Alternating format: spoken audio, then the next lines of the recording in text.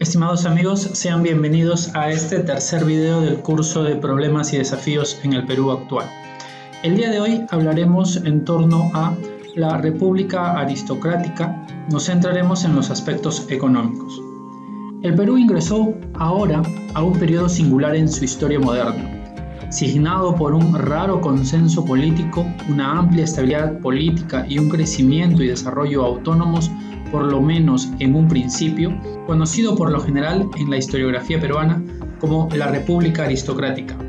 Habría de extenderse con breves interrupciones desde 1895 hasta después de final de la Primera Guerra Mundial, en 1919. En primer lugar, el nuevo consenso político no solo involucró a dos partidos políticos más importantes, sino que abarcó una amplia gama de intereses económicos. Ellos incluían los de los hacendados azucareros de la costa, los de emergentes industriales y los de los comerciantes, así como los de las élites comerciales y terratenientes de distintas partes de la sierra. Todos coincidían en la necesidad de crear un clima propicio para las inversiones y mecanismos de control social para las masas, como nos lo presenta Claren en el 2004. Centrémonos ahora en el segundo civilismo y el crecimiento económico. Con el fin del segundo militarismo, se inicia en el Perú un periodo de recuperación económica y de modernización de las estructuras productivas, en búsqueda del desarrollo. Las principales características de este periodo fueron: primero, la presión del mercado internacional aceleró el proceso de modernización de las actividades económicas extractivas y productivas, desarrollándose una incipiente industria de transformación. En el contexto de la Primera Guerra Mundial, aumentaron las exportaciones hasta en 300%, en beneficio de los agroexportadores y de las empresas mineras. Los servicios públicos y la banca nacional experimentaron un crecimiento expansivo sin precedentes. Pero, ¿quiénes fueron los principales beneficiarios de este crecimiento? La oligarquía agroexportadora. Veamos, en primer lugar, la imagen en donde se nos muestra la concentración de propietarios agroexportadores pertenecientes a la oligarquía peruana a finales del siglo XIX y principios del XX. Así tenemos a los Aspíllaga, Larco, Graham Rowe, Gildemeister, Candamo, De la Piedra y los Pardo en el norte de nuestro país, los Leguía, Fernandini y la Cerro de Pasco Mining en el centro, y los Ricketts, Gibson e Irigoyen en el sur. La élite económica oligárquica estaba constituida por una diversidad de grupos económicos, algunos de ellos de origen nobiliario y consolidados de la época del guano, con fuertes vínculos sociales, controlando la política, el gran comercio, la importación y la exportación, la banca, la minería, las haciendas serranas y las grandes haciendas agroindustriales costeñas, productoras de azúcar y algodón. Se consolida así el modelo exportador primario y comienza la proletarización del trabajador rural en las haciendas. Para este segundo civilismo, lo fundamental es el progreso, pero con poca participación de los sectores sociales.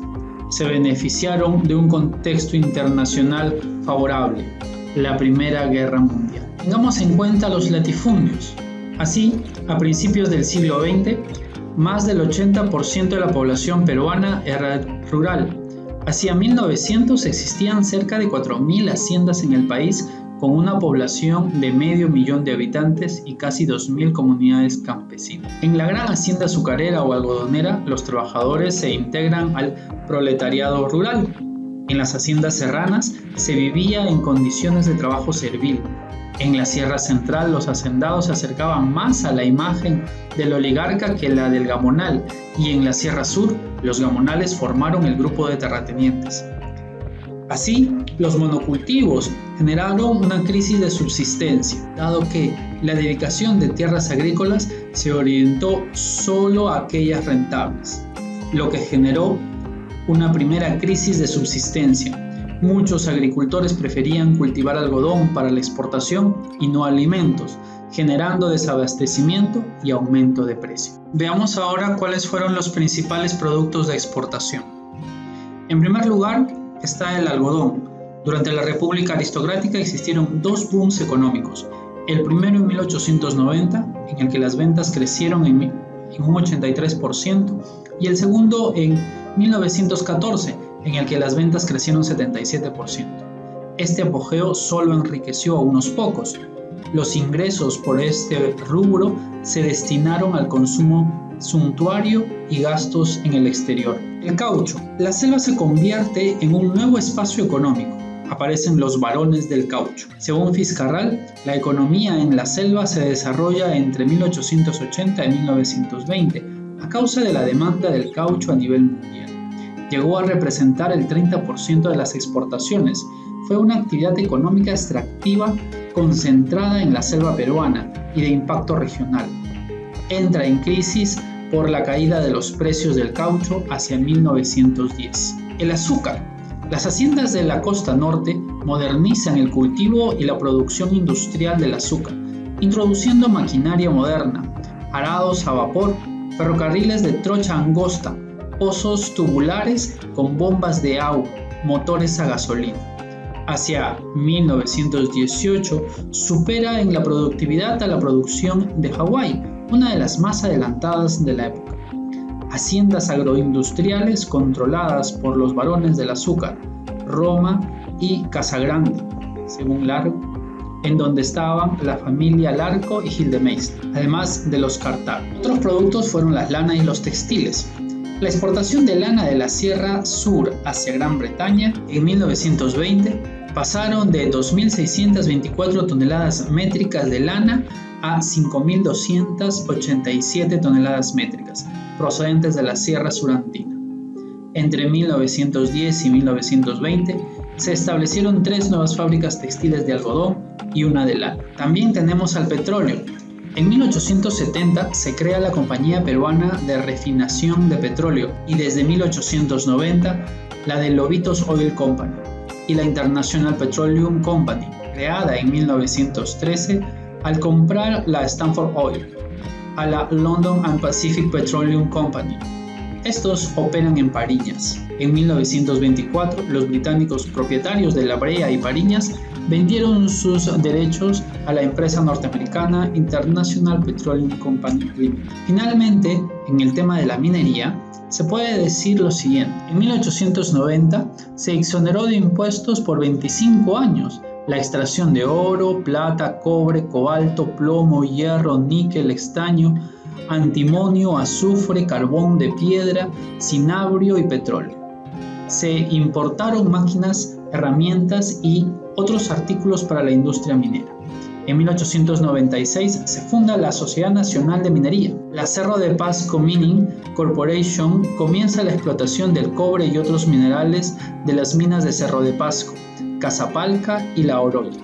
En 1890, Antenor Rizzo Patrón descubre vanadio en Minasranga.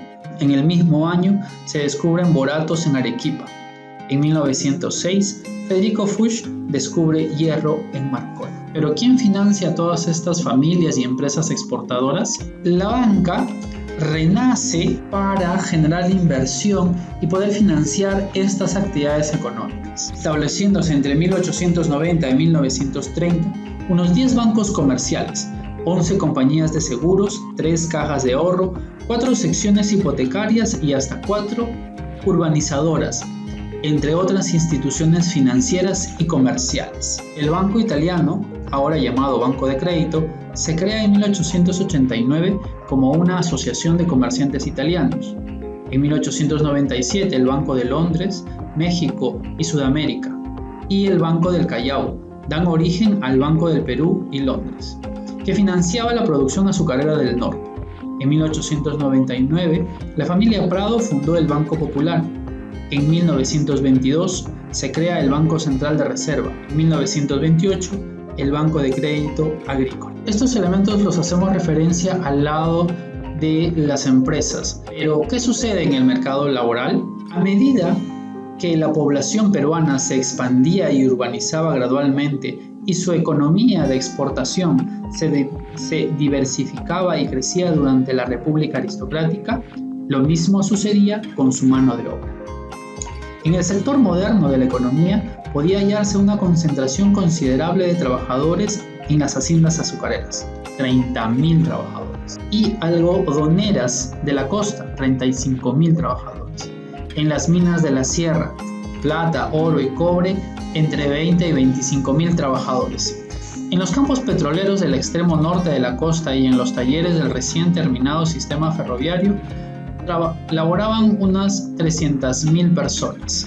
Entre los trabajadores del caucho, la lana y demás, sumaban unos 80.000 a 120.000 trabajadores. Es decir, entre el 5 y el 8% de la fuerza laboral se estimaba en 1.53 millones en la década de 1890.